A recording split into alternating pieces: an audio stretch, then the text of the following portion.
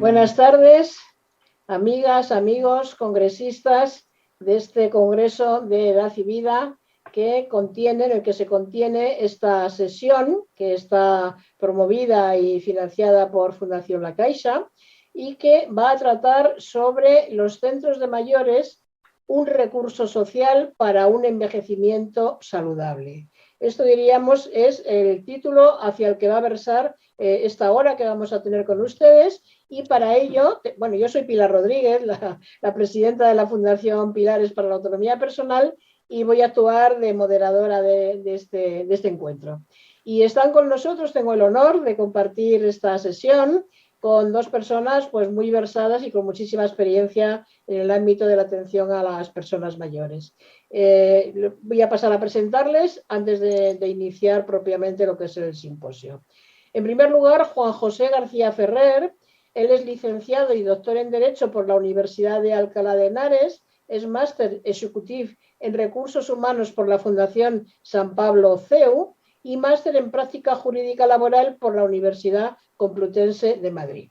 Él está especializado a lo largo de su dilatada trayectoria en la dirección y gestión de servicios sociales, así como en el conocimiento de los derechos humanos y el campo de la filosofía moral y política. Además, es autor de diferentes libros y publicaciones y ha desarrollado funciones de docencia universitaria y consultoría en diferentes etapas de su carrera.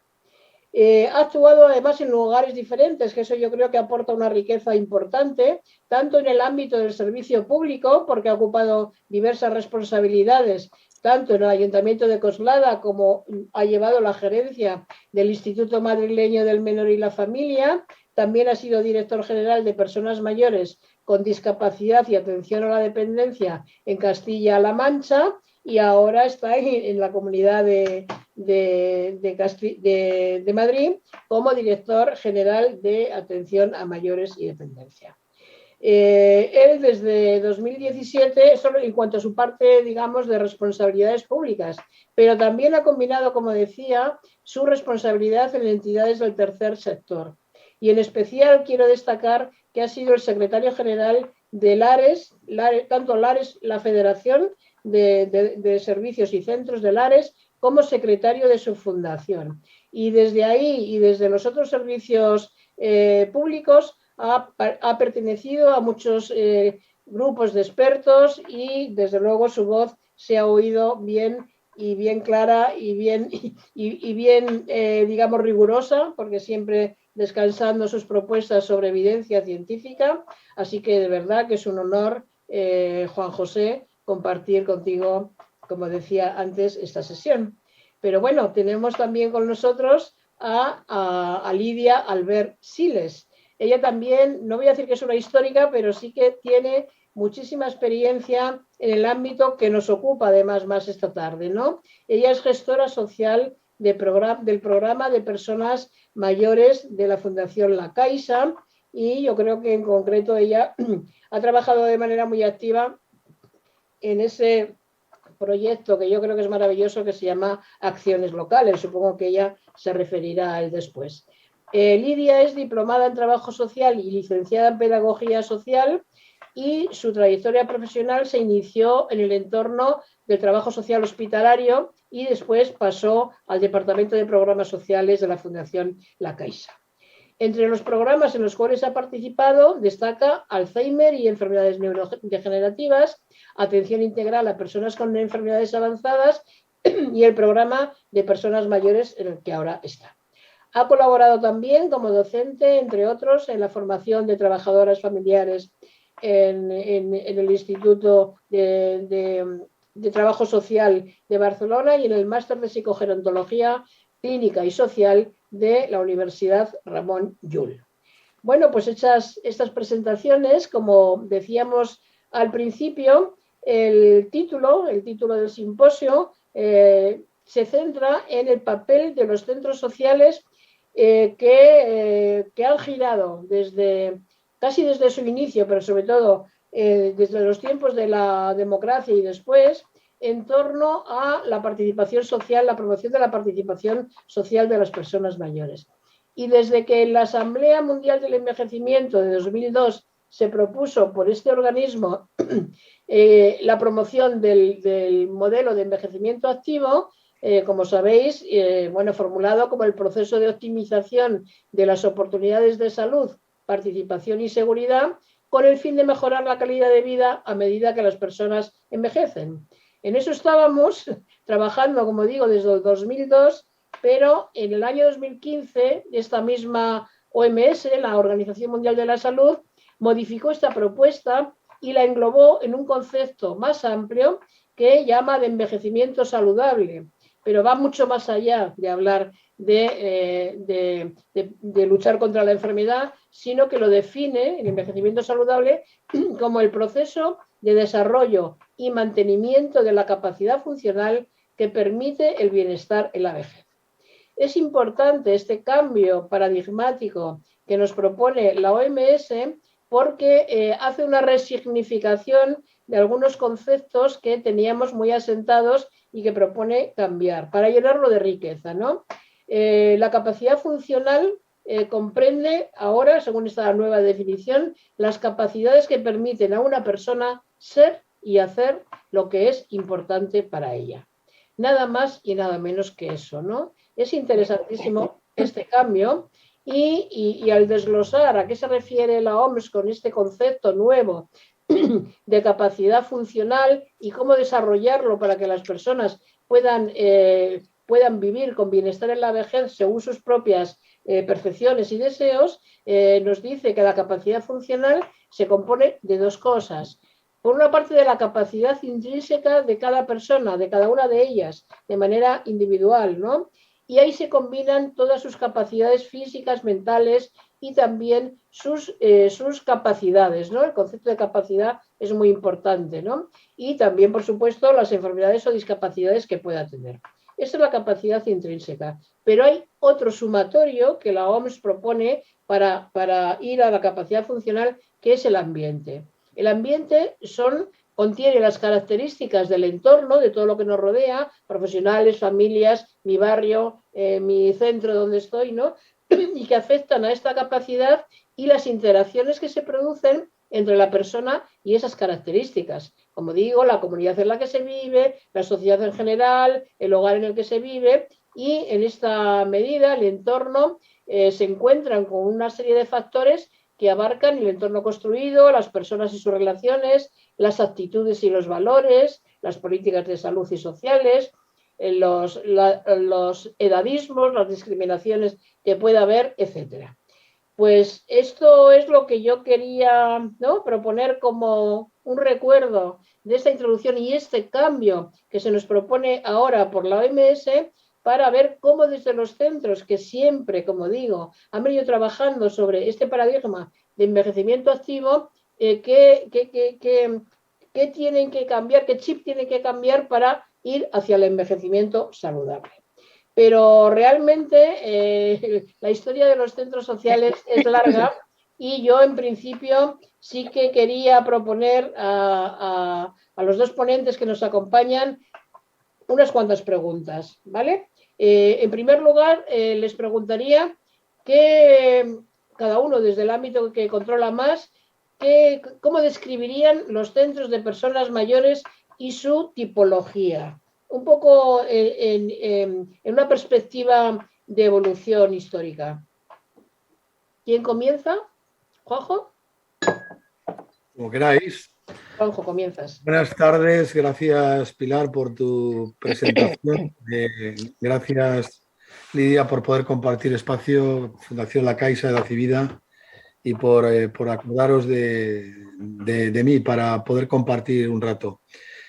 A ver, desde mi punto de vista yo diferenciaría tres etapas en los centros de mayores. Una primera, casi que podríamos decir, en donde eran puntos de encuentro para entretenerse y relacionarse con terceras personas, en donde luego se fue incorporando incluso la comida como un elemento prácticamente muy vinculado a lo social, de generar recursos de bajo coste, en donde la persona pudiera acudir sin tener otro tipo de compromisos dentro del hogar, en una visión más de vamos a dar las cosas en vez de dar herramientas para que las personas creen.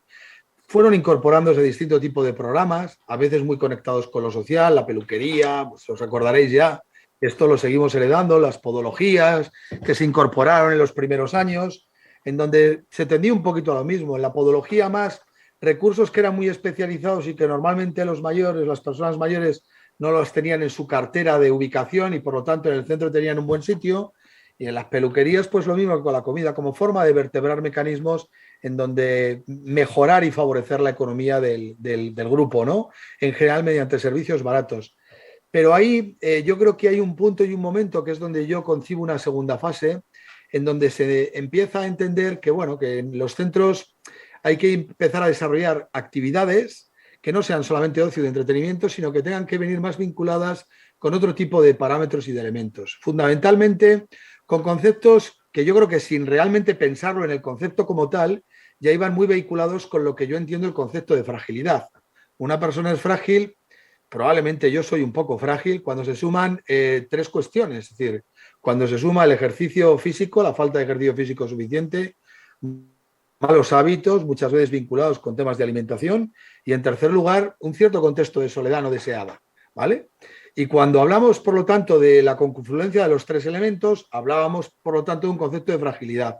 Ahí empieza a incorporarse respecto a lo físico el ejercicio, respecto a los hábitos, empezar a tener una visión diferente de la parte de las comidas, a tener ya charlas, determinados talleres que van encaminados a todo ello, el tai chi, una serie de actividades que van encaminadas más a la relajación, al bienestar emocional.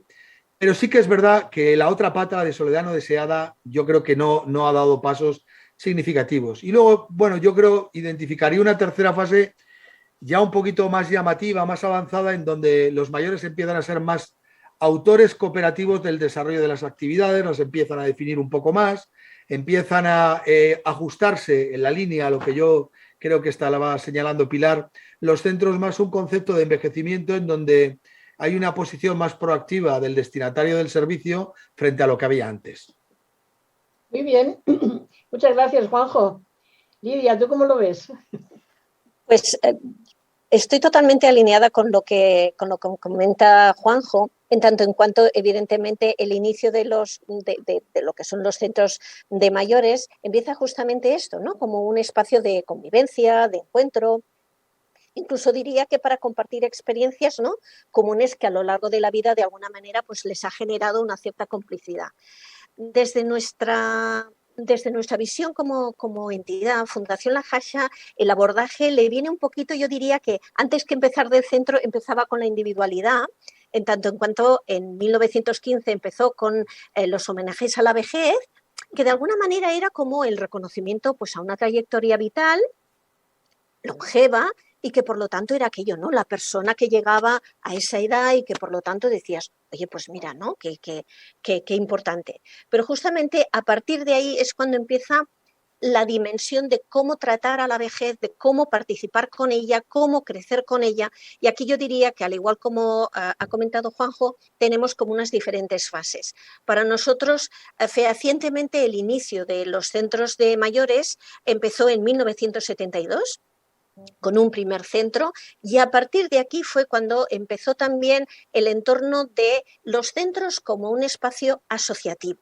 Yo creo que justamente una de las líneas por la cual se nos conoce y se nos reconoce fue porque los centros, a su manera, generaron un espacio de autogestión a partir de las propias asociaciones, en el cual ya no era solamente esa parte de convivencia, sino de convivencia, de reflexión y de decisión, ver exactamente qué querían, cómo lo querían, y a partir de aquí ir evolucionando.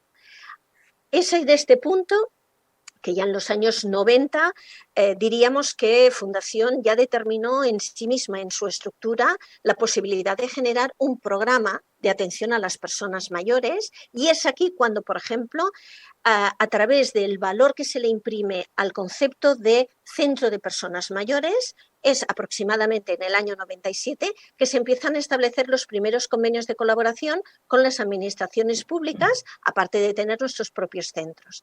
Aquí es cuando de alguna manera se determina lo que muy bien también ha comentado Juanjo respecto a el evolutivo de dentro de los centros. que aquí yo creo que es cuando la tilde social es cuando empieza a tomar un cuerpo muy importante, porque ya estamos hablando de un colectivo, por lo tanto estamos viniendo de la individualidad y el reconocimiento del envejecimiento respecto a lo que es ya la colectividad en un centro, y a partir de aquí empiezan a surgir conceptos como el hogar del pensionista, el centro de mayores, el SPLAI o el centro de divertimento, centros de atención sociosanitaria, donde también se apostilla el concepto socio, porque el elemento social es importante, pero sí que también dentro de lo que es el desarrollo de actividad, que espero que tengamos oportunidad de hablar de ello, también nos marca entonces hacia dónde va el término entre activo y saludable.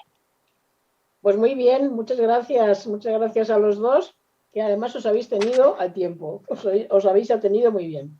Vale, pues vamos ahora a ver, acercarnos un poquito más, vamos a poner el foco en qué tipo de programas y actividades de los que se desarrollan en los centros de personas mayores creéis que contribuyen más a conseguir o avanzar en esta línea. Primero era del envejecimiento activo, ahora del envejecimiento saludable, pero con esta visión integradora, ¿no?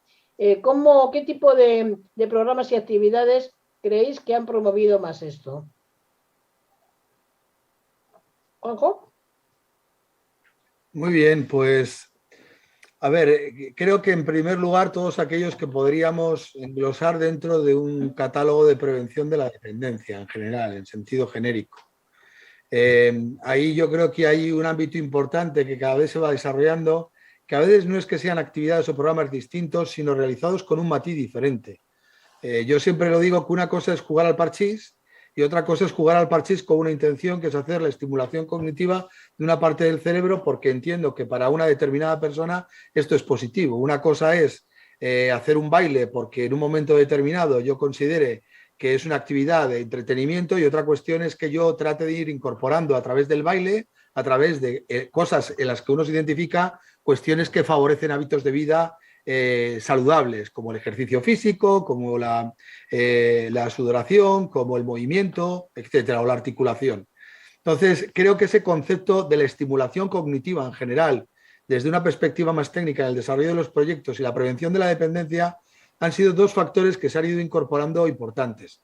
La Comunidad de Madrid, que tiene una red importante de centros, o sea, solamente Madrid Capital tiene una red de 90 centros, es decir, la comunidad tiene 32 propios, aparte hay otros 87 en el marco de la comunidad, pero sobre todo esta estructura de comunidad, Ayuntamiento de Madrid, ahora mismo, el otro día hablando con el gerente del AMAS, era prácticamente el 50% de las actividades tienen un enfoque ya de prevención de la dependencia. Quiero decir aquí una cosa y voy a incorporar un parámetro que me parece que es importante, y si no, a lo mejor se nos va a pasar en algún momento del debate, ¿no? Y es la perspectiva de género. Porque hay una cuestión que a nosotros nos llama mucho la atención en el marco de programas y actividades, y es que siendo muchas más las mujeres mayores de 60 años, y cuantos más años mayor es el porcentaje, y siendo además, desde la misma perspectiva, que esa expectativa de vida de ellas es mucho mayor, nos encontramos, por ejemplo, en la Comunidad de Madrid, y yo creo que estos datos, en lo que recuerdo de Castilla-La Mancha, eran muy similares. El 58,44% de los usuarios son hombres. Y esto lo que hace es condicionar a veces el desarrollo de los programas y actividades. Es decir, yo creo que ahí hay una parte de perspectiva de género que debemos de trabajar en distintos niveles, porque incluso observamos todavía en centros entornos y contextos en donde si es matrimonio el que se vincula, todavía hay una prevalencia de la voz de él sobre el de ella, incluso a la hora de participar en un órgano de gobierno, ¿no? Con lo cual creemos que esa parte, primero hay que preguntarse por qué van menos las mujeres que los hombres a los centros de mayores. Esto es un elemento de reflexión en el ámbito de programas y actividades. ¿Por qué, curiosamente, siendo ellos, que son los que vienen, son los que mueren antes, cuando resulta que desde el punto de vista de los hábitos saludables, precisamente estamos hablando que es uno de los elementos que me tiene que ayudar a prevenir la fragilidad y, por lo tanto, aumentar mis expectativas de vida? ¿Y por qué, de la misma manera, las actividades en sí mismo que se diseñan, cuando son cooperativas o participativas, son lideradas muchas veces más por hombres que por mujeres? La persona que ha trabajado en artes gráficas, que ha trabajado, que ha jugado muy bien al ping-pong o que ha desarrollado otra actividad y él dice voy a desarrollar esta actividad en el centro. Pero sin embargo estas iniciativas yo creo que todavía nos cuesta ese paso de liderazgo y de corresponsabilidad para que se produzcan también por parte del género femenino. Muy bien, muchas gracias, Juanjo. Muy acertado, ¿no? Introducir la perspectiva de género porque realmente es muy clara en los centros de mayores. Lidia, te escuchamos a ti. Por nuestra parte, justamente cuando estábamos planteando el tema y la mesa, una de las cosas que queríamos de alguna manera trasladar es la importancia de la salud social en general y en particular en el envejecimiento.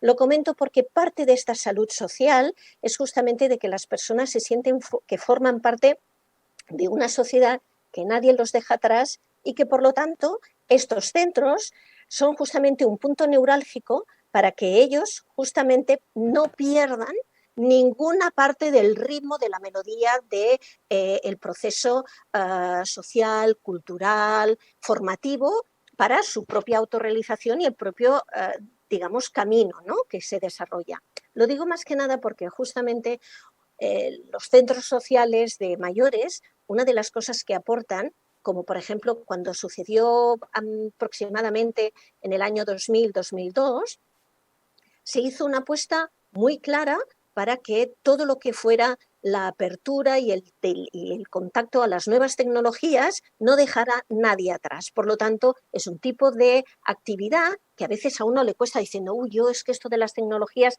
pero en cambio forma parte justamente de ese valor y esa potencialidad que hay dentro del centro, que justamente esta tilde social la acompañe con un tipo de actividad que más allá que entretener, capacita, habilita y facilita que la persona pueda estar en pleno funcionamiento, ¿de acuerdo?, en toda su propia dinámica social.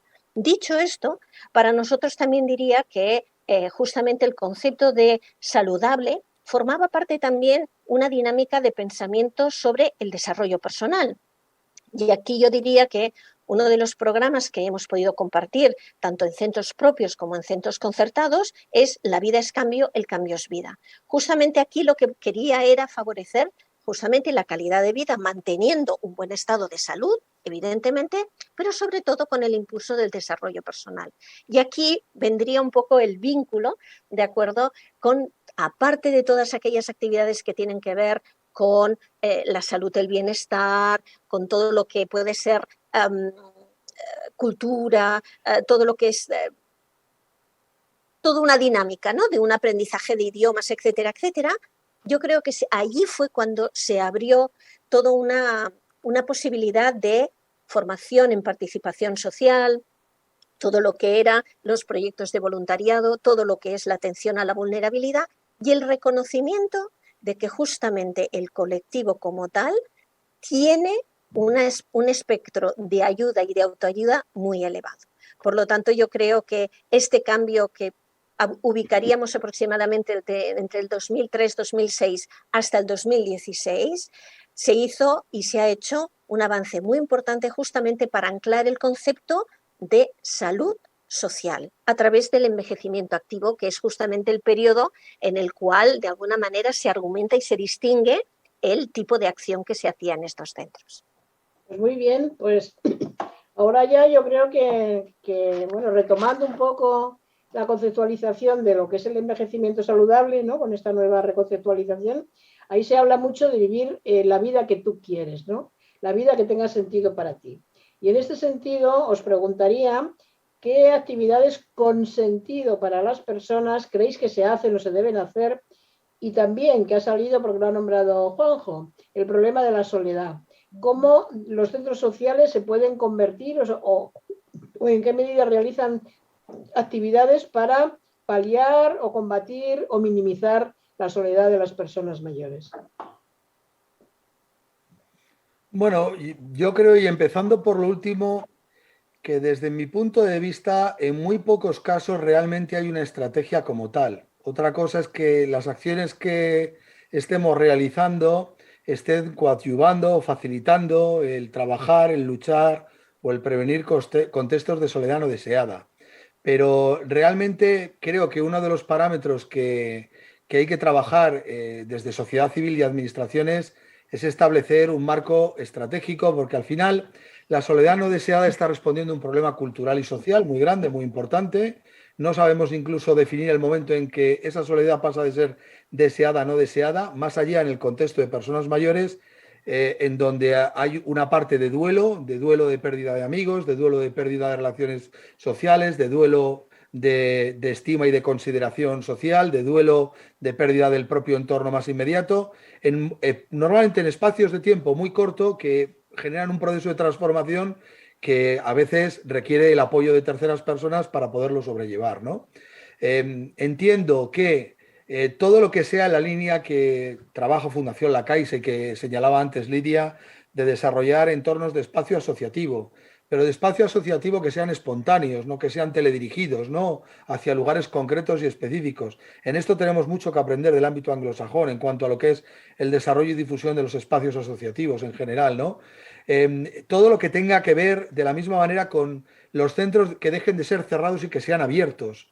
Es decir, que hablemos de centros que se comunican con otros centros. En la medida que incorporemos intergeneracionalidad en la vida de los recursos, en la medida que consigamos que personas que no son socios de un centro se incorporen al centro en un contexto de voluntariado, sin tampoco sorprendernos para desarrollar actividades. En la medida que promovamos que hay iniciativas en el contexto de la conciliación como el refuerzo escolar, que las podamos ir incorporando como apuestas de futuro en ese sentido en determinados espacios, en la medida que yo creo que podamos incorporar de la misma forma continuidad a las actividades, de tal manera que podamos llevar a cabo fuera del centro el desarrollo de las relaciones que se realizan dentro. Y en este sentido, y quiero introducir otro tema con el permiso de Pilar, es que fijaros qué sorprendente es que con el cambio tan constante del perfil de la persona que entra, yo recuerdo que también en la etapa de Castilla-La Mancha hicimos un estudio, ¿no? En donde una de las cosas que percibíamos es que el gran riesgo que había que el cambio en los niveles formativos de las personas, el acceso de cada vez mayor de gente con unas titulaciones más superiores, menos trabajadores del ámbito de la formación profesional, la incorporación de la mujer del cuidado informal a las profesiones liberales y a otro tipo de trabajos por cuenta ajena y por cuenta autónoma, iban cambiando el perfil hasta un punto en donde se observaban datos que llaman la atención y que tienen mucho que ver con el hecho de que estamos dejando a mucha gente sola. ¿Por qué el 70% de las personas que acceden a los centros son mayores de 75 años? ¿Dónde están los demás? Y fijaros con las prejubilaciones, ¿dónde están? ¿Por qué de la misma manera nos encontramos con el escenario de que precisamente el mayor número de actividades, casi el 90%, se desarrollan dentro del propio centro? Es decir, ¿por qué el 36,44% en Comunidad de Madrid de los usuarios son personas que han sido cuidadoras informales? Es decir, mujeres mayoritariamente en todos los casos. Fijaros que nos estamos dejando muchas personas en sus casas en donde no les resultan atractivos los centros, y esto tiene que formar parte también de la autocrítica y no solamente del análisis del avance, ¿no? Y yo respecto a eso quiero dejaros una reflexión encima de la mesa, y es, ¿no nos estaremos un poco equivocando buscando la relación centro de mayores servicios sociales en vez de cultura? Porque quizá el hecho de que el ámbito de lo social haya sido siempre el ámbito de la beneficencia hace mucho tiempo y el ámbito de la garantía de necesidades básicas en el contexto de derechos en la actualidad, puede hacer percibir a muchas personas que desde lo social lo único que puede esperar es un marco de relación, y esa falta de aceptación de un problema le pueda llevar también a no querer incorporarse.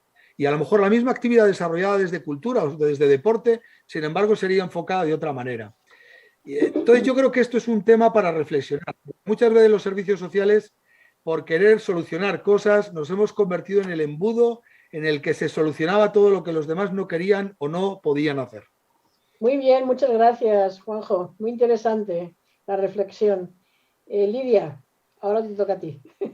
La verdad es que lo que expones como reflexión realmente da para pensar mucho, realmente, y justamente yo creo que estamos en un momento a nivel comunitario en el que esta pregunta nos moviliza, ¿de acuerdo? Y nos hace repensar muchas veces el concepto del propio modelo de centro respecto a la tipología de persona que está asistiendo y por lo tanto tiene una expectativa de lo que es el centro y justamente de la perspectiva de la persona que no va al centro y que tiene también un estereotipo de lo que representa que supone el centro.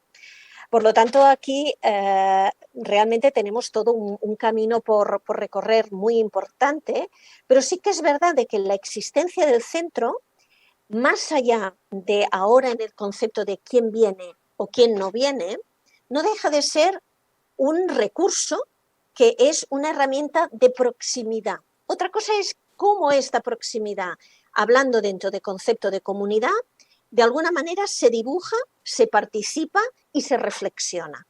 Antes yo creo que, y creo, Pilar, que en este sentido el argumento vertebral con que has empezado la sesión, yo creo nos marca muchísimo. Realmente pensar que el centro es exclusivamente de mayores, eso ya limita. La historia, no obstante, también nos indica que ha habido toda una evolución. Por lo tanto, Juanjo, yo diría que hay una esperanza en que realmente esto se pueda reconvertir o, en cualquier caso, evolucionar. Más que reconvertir, diría que evolucionar. Pero sí que es verdad que parte del concepto de soledad, yo creo que hay que vincularlo también al concepto de el voluntariado, el concepto de la escucha, el concepto de la facilitación. Nosotros, evidentemente, dentro de nuestros centros estamos haciendo todo un trabajo con los propios mayores a través pues, del desarrollo personal y también a través de un tipo de taller que habla sobre el vivir con sentido, el vivir en positivo, el poder reconocerte a ti en el momento en el que estás para poder desarrollar tu propio plan vital de aquí hacia adelante. ¿De acuerdo? Pero dicho esto, hay una cosa muy importante y es que hay muy poquita gente que sea capaz de verbalizar con palabras estoy solo o me siento solo o todo lo que esto de alguna manera deriva, ¿no? Por esa sensación a lo mejor de un fracaso o de no tener una vida que a lo mejor tendría que ser la estándar y que por lo tanto eso implica estar en este concepto de soledad. Nosotros el abordaje que intentamos hacer sobre el tema de la soledad es hablarlo dentro de los centros, no de una manera probablemente tan directa, pero sí potenciándolo a través de acciones locales o a través del voluntariado, pero también lo estamos haciendo desde un programa que se llama Siempre Acompañados, que se hace conjuntamente con las administraciones, con entidades y que de alguna manera intenta hacer una parte importante de sensibilización, de intentar abordar el concepto de soledad no deseada, pero no desde os diría, desde una situación de decir, uy, tú que estás solo. No, es decir, si tú te quieres acercar, te podemos ayudar, te podemos informar y de alguna manera rescatar esa parte importante de lo que es justamente la participación comunitaria. ¿Por qué lo digo? Básicamente, gracias Pilar, un momento, básicamente porque el proyecto del Siempre Acompañados con respecto a la soledad es el hecho de decir, puedes salir a partir de tus propias capacidades y habilidades dentro del programa. Ya está, corto. Perfecto. Muy bien, pues vamos muy bien y ya hemos llegado incluso a la última pregunta. Bueno, yo creo que este tema que más o menos habéis empezado a debatir, yo la verdad que lo había dejado para las conclusiones, esto de la imagen negativa de los centros, ¿no? Y de por qué no van, sobre todo las generaciones más jóvenes.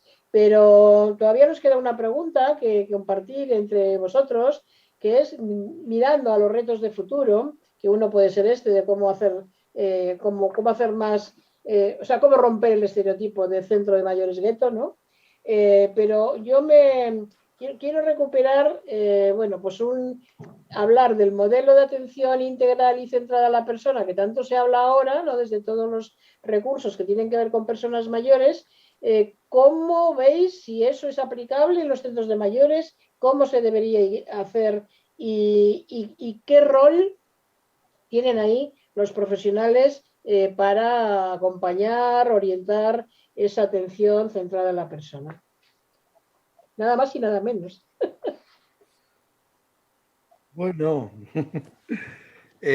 a ver, yo creo que hay una frase en donde tratamos de resumir siempre el propio modelo de atención centrada a la persona, y es que al final es el centro el que se tiene que adaptar a la persona y no al revés, ¿no? Es decir, pero esto es algo más que inversiones, esto es un cambio de mentalidad de cualquier grupo de interés que está relacionado con el desarrollo de un proyecto. Por lo tanto, yo creo que afecta incluso al ámbito de las negociaciones colectivas. Es decir, porque lo vemos en muchísimos ámbitos que de modelos en donde hacemos catalogaciones de relaciones laborales muy rígidas, pues a veces no siempre son compatibles con un modelo de atención centrada a la persona, en la perspectiva por lo menos que algunos lo entendemos, ¿no? Y desde luego lo que conllevan es un cambio de la mentalidad de lo que es un director, que debe dejar de ser un director para ser un líder, no solamente un gestor económico, sino un gestor de emociones y de relaciones sociales, en donde debemos de contar pues que las personas que están dando una información deberían de dar un paso cualitativo muchas veces, y que los propios centros, como facilitadores de la necesidad de la persona, pudieran dar información de dependencia o pudieran dar información sobre elementos básicos relacionados con las personas, con sus derechos y con sus garantías, o por lo menos orientación específica de cómo canalizar situaciones. Estaríamos hablando, en definitiva, que las personas que desarrollan talleres no sería para yo hacer de lo que a mí me gusta, sino para hacer de lo que le gustan a las personas que vienen aquí, ¿no? Y de la misma manera, el dar ese impulso en el marco de centros de la comunidad, dentro de lo que llamamos tú mismo, que es, pues, oye, tú sabes hacer maquetas de belenes, lo has hecho toda la vida, vamos a buscar un espacio dentro del centro, y aquí, ¿quién quiere hacer maquetas de belenes? Que Juan nos enseña, ¿no? Y entonces, pues, preparas un espacio, una zona, y sobre una actividad que puede ser minoritaria, pero estás generando lo que también hablamos en residencias, y tú conoces bien como apuesta de futuro, generar desde las historias de vida planes de vida, no solamente en los centros residenciales, también cuando la persona está en su entorno domiciliario y en servicios de apoyo desde el marco de la convivencia. Muy bien, Juanjo. Pues, para nosotros, la verdad es que atención centrada a la persona no deja de ser también una línea de proyección. Atender a la persona en un centro social quiere decir estar a su lado, orientar, facilitar, para que él proyecte aquello que le gustaría hacer, considera que necesita o quiera investigar o quiera de alguna manera, pues bueno, sentir, vivir, vibrar. Evidentemente, yo creo que ya desde las universidades y todas aquellas disciplinas que tienen que ver con la relación humanística y de relación, por ejemplo, en temas de tercera edad, cada vez más se está aplicando y se está observando el concepto de facilitar, porque quiere decir que el profesional se pone al lado de, no delante, no detrás, no siendo, por decirlo de una manera casi una caja de recursos, ¿de acuerdo? Sino justamente potenciar los recursos que tiene la persona y facilitar probablemente un argumento, un guión, justamente para proyectar. A partir de aquí yo creo que los propios centros, entre ellos mismos, es decir, los propios usuarios y los profesionales, hacen un todo. Porque somos sociales, porque no somos un recurso, ¿de acuerdo? Que seamos exclusivamente para una atención mínima, sino para un camino conjunto, porque eso es concentrar, es el concepto del centro. Por lo tanto, nosotros sí que atendemos o sí que creemos que la atención centrada a la persona probablemente necesita de una revisión, no tanto por parte de los usuarios, porque entenderían perfectamente yo quiero ser atendido, sino el cómo atenderlos y cómo el profesional ganar también en este nuevo aspecto de ser un facilitador. Pues muy bien, misión cumplida. Están todas las preguntas hechas, están planteadas muchas cuestiones que sería larguísimo de debatir. Yo no sé si hay alguna pregunta por parte de los congresistas que estén presentes en esta tarde. Pero si no, podemos plantear alguna cuestión como esta que ha quedado ahí sin desarrollar, que es por qué existe esa mala prensa de los centros de mayores por una parte de la sociedad y en general por las personas mayores que se acercan a la jubilación o que están prejubiladas, según todas las investigaciones y desde luego las nuestras también, las que hacemos en la Fundación Pilares, eso sale de manera nítida. Y esto, desde nuestro análisis, puede deberse a dos cosas, a que realmente los centros sean un gueto o a que lo que funciona es el estereotipo y no se conoce bien lo que ocurre en esos centros, ¿no? Pero también a lo mejor es que está pidiendo que la necesidad de apertura. Entonces, ¿cómo veis esto? ¿Cómo veis este estereotipo que hay y esta realidad? Porque claro, es que es tremendo, ¿no? Este dato que daba Juanjo de la media de edad de las personas que hoy van a los centros de mayores y se están quedando en casa muchas personas que podrían beneficiarse de lo que se ofrecen ellos y que no van porque piensan que eso, yo no voy con viejos, ¿no? Y lo que se hace ahí no me gusta. ¿Qué opináis de esto? Yo creo que es una mezcla de las dos cosas, Pilar. Hay mucho de estereotipo. Como tú bien dices, la expresión esto es cosa de viejos, si yo voy es que soy un viejo, yo no quiero ser viejo ni sentirme como tal, ¿no? Y por lo tanto, marco en el sentido un elemento de distancia que si esto fueran cosas de deporte o de cultura, pues como no serían cosas de viejos, sino que serían de actividades relacionadas con un grupo de edad, pero desarrollada en un contexto y dimensión distinta, ese estereotipo no lo tendrían, ¿no? Pero también hay algo parecido a lo que sucede cuando un mar mezcla sus aguas con un océano.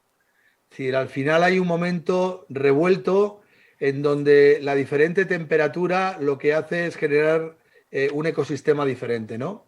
Estamos, yo creo que en un momento de cambios sociales muy importantes, que no son de un día para otro. Es decir, algo que percibimos en un estudio del 2014 no quiere decir que es que ya se tiene que producir. Los cambios tan revolucionarios como los que están produciendo, o sea, al final llevan sus periodos, sus decenas de años, pero es indudable que el contexto, tanto en la mentalidad como el contexto en lo que es el nivel del análisis de expectativas y de necesidades que tenemos, es muy distinto. Está muy imbuido en la sociedad.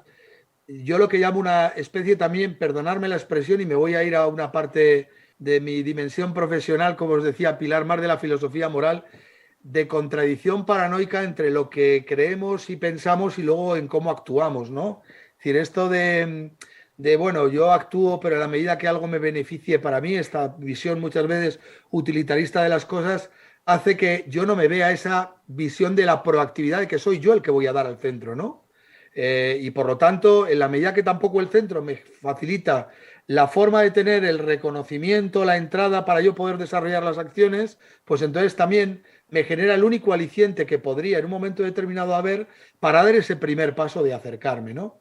En definitiva, habrá que seguir trabajando desde perspectivas muy diferentes y siempre intentando trabajarlo para ir incorporándolo en esos conceptos más, aunque sea utilitarista, de prevención de la dependencia, de promoción de la autonomía personal, la terapia ocupacional, la fisioterapia, no solamente la podología, ir incorporando las nuevas tecnologías para que sea punto de referencia, aunque yo pueda desde mi propio hogar desarrollando algunas de las actividades, generando grupos de relación, grupos de WhatsApp, fíjate lo que te digo, en donde yo pueda mantener luego con personas que están más a mi lado el continuar, e ir diferenciando para no contribuir al estereotipo, la típica fotografía del lugar en donde tengo bar, como y juego a las cartas, ¿no? Es decir, esto que, sobre todo en municipios más pequeños, en donde las posibilidades son siempre mucho más pequeñas y bastante hacen los pobres con desarrollar acciones y actividades en este sentido e impulsar medidas de este tipo, y que precisamente además entidades como Fundación La Caixa tratan de impulsar para desarrollar otros enfoques, pues eso yo creo que ha contribuido tanto el estereotipo, también tenemos que ir poco a poco eliminándolo. Yo, Pilar, si me permites, justamente nos han hecho una pregunta que, Juanjo, yo creo que es muy interesante y nos lo hacen a los dos y nos preguntan concretamente, dice, ¿conocen alguna experiencia de aprendizaje, servicio, universidad, centros de personas mayores? ¿Hay algún estudio o informe sobre la relación universidad-centros de personas mayores? Muchas gracias. La verdad sea dicha es que experiencias con la universidad ha habido, ¿de acuerdo? Sí que es verdad que a nivel de aprendizaje-servicio, diría que ha habido cosas muy puntuales y que tienen que ver mucho también con la comunidad, ¿de acuerdo? Como mínimo por la experiencia que yo tengo conocida y con la cual también he podido participar.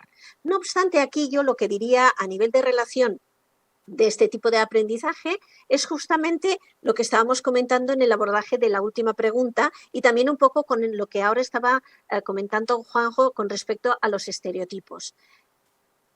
Hemos de aprender o deberíamos en cualquier caso facilitar que esta experiencia de aprendizaje-servicio que se pudiera hacer o que se haga ya ahora, a partir de ahora con la universidad, justamente acoja este concepto de orientación y facilitación, no de yo preparo para hacer con los mayores, porque si no entonces estaríamos replicando, ¿de acuerdo?, una parte de este estereotipo. Pero por las tendencias educativas que hay y por el gran trabajo que hacen las universidades, yo creo que es justamente un campo que puede en cualquier caso favorecer justamente esta lucha contra estos estereotipos. Pues muy bien, yo creo que sin duda hay campo de trabajo muchísimo, porque yo creo que no es justo, ¿no?, que exista y que prevalezca esta imagen negativa de los centros, porque bueno, es como no reconocer el papel fundamental que históricamente han jugado. Daros cuenta que hay lugares en que había personas que no se relacionaban para nada y que el centro ha hecho de nexo de unión, de relación social. Hablo de los pueblos, de tantas mujeres que no salían y también de cómo el avance, la evolución de las actividades que se hacen ahora han permitido este desarrollo personal y cultural en los centros, pero que yo creo que falta el nexo con la comunidad, ¿no? Y en esta línea, programas como los de Caixa, ¿no?, del proyecto de acciones locales, que salen de los centros y interactúan con la sociedad alrededor de objetivos comunes, yo creo que eso cumple muchos objetivos, entre ellos romper la imagen negativa de los centros, porque al salir y al entrar, ¿no?, se ve que realmente los centros no son los que el estereotipo me había marcado. Y bueno, yo creo que si el objetivo va a ser esto que nos propone la OMS, de ofrecer a las personas poder ser y hacer lo que es importante para ellas, esto es atención centrada en la persona. Y para eso, naturalmente, los profesionales tienen que adaptarse y saber trabajar en esta línea de acompañamiento, ¿no?, y de facilitar que las personas puedan ser y hacer lo que realmente les importa, ¿no?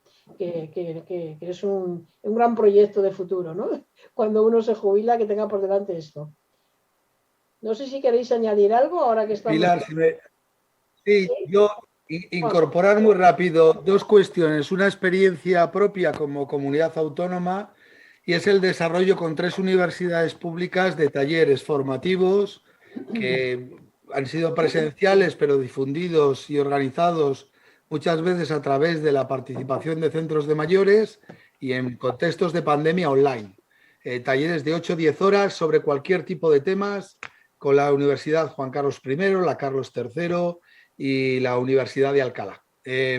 Yo creo que ese es un ámbito en donde cada vez hay mayor respuesta y mayor participación. Se pensó que en el ámbito de la pandemia habría una participación, una bajada muy considerable, pero sin embargo queremos que es una gran apuesta y una experiencia por desarrollar que me voy a permitir incorporar, porque si ha funcionado en centros de día, tiene que funcionar en centros de mayores mejor. Y es vinculado a la universidad, pero no impulsado directamente por ellas. Y es personas que vienen de Erasmus desde otros países, preparar su llegada con personas que están en centros de mayores, que le enseñan la cultura del lugar al que vienen, que le enseñan la gastronomía, los sitios, el lugar, y al final luego es un punto de encuentro cuando luego ellos llegan a estudiar al ámbito de la comunidad, de encontrarse desde lo virtual a lo presencial. Sin duda, una idea estupenda. Muy bien. Pues yo creo que estamos en tiempo de acabar. Nos dijeron que unos minutitos antes deberíamos acabar. Si no hay ninguna pregunta o ninguna intervención por parte del público, agradeceros muchísimo. Ha sido, la verdad, que una maravilla compartir estos minutos con vosotros Lidia, Juanjo, realmente un lujo. Y bueno, yo creo que aquí hay que seguir trabajando con el tema de los centros, a dónde van, a dónde queremos que vayan. Queremos las personas mayores, ¿no? Queremos que no nos impongan, sino cómo hacernos protagonistas de la vida de estos centros. Yo también agradecerte la moderación, Pilar y Juanjo. Un placer haber compartido esta sesión contigo. Placer es mío, ¿eh? No todos los días estoy acompañado con personas de las que aprendo tanto cada día. Muchas gracias. Bueno, pues hasta pronto, hasta siempre.